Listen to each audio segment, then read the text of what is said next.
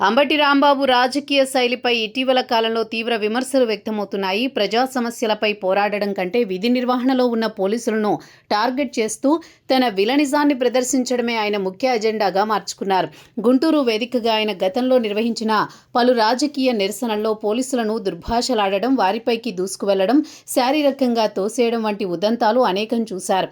తాజాగా కాకినాడ జిల్లా కిర్లంపూడిలో జరిగిన మాజీ మంత్రి ముద్రగడ పద్మనాభం అంత్యక్రియల వేళ కూడా అంబటి అదే పంథా రిపీట్ చేసి పోలీసులతో ఘర్షణకు దిగడం తీవ్ర వివాదాస్పదంగా మారింది. అంత్యక్రియల వేళ ఉద్రిక్తతలను తగ్గించే శాంతి భద్రతలను కాపాడేందుకు పోలీసులు ప్రయత్నిస్తూ ఉంటే అంబటి మాత్రం కావాలని పోలీసులపై చేతులెత్తేస్తూ రచ్చను పెద్దది చేసేందుకు స్కెచ్ వేశారనే ఆరోపణలు వస్తున్నాయి. పోలీసులతో దురుసుగా ప్రవర్తించి వారి చేత లాఠీ చార్జీ చేయించుకోవడం లేదా వారిపై తిరగబడి కేసులు పెట్టించుకుని జైలుకు వెళితే ప్రస్తుతం కష్టకాలంలో ఉన్న వైసీపీలో తనకు మైలేజ్ వస్తుందని అగ్రనాయకత్వం దృష్టిలో పడొచ్చనే భ్రమలో ఆయన ఉన్నట్టు కనిపిస్తోంది.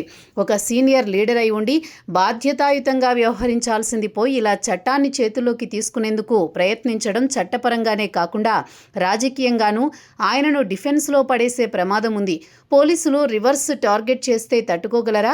రాజకీయ నాయకులు చేసే తాత్కాలిక హడావుణ్ణి పోలీసులు శాంతి భద్రతల దృష్ట్యా కొన్నిసార్లు భరిస్తారు. కానీ వ్యవస్థను నిరంతరం కించపరుస్తూ విధులకు ఆటంకం కలిగిస్తూ ఉంటే అదే పోలీసులు చట్టం ప్రకారం రివర్స్ టార్గెట్ చేయడం ప్రారంభిస్తే జరిగే పరిణామాలను అంబటి తట్టుకోవడం కష్టమే అనుకోవచ్చు. ప్రభుత్వ ఉద్యోగులపై దాడులు, విధి నిర్వహణకు భంగం కలిగించడం వంటి నాన్ బెయిలబుల్ సెక్షన్ల కింద కేసులు నమోదు చేసి పక్కా సాక్ష్యాలతో చట్టపరమైన చర్యలకు దిగితే కోర్టుల చుట్టూ తిరగలేక అంబటి కెరీర్ మరింత ఇబ్బందుల్లో పడడం ఖాయం. గత ఎన్నికల ఓటమి తర్వాత వైసీపీ మైలేజ్ కోసం ఎంతగా తహతహలాడుతుందో అంబటి తాజా చర్యలు నిరూపిస్తున్నాయి.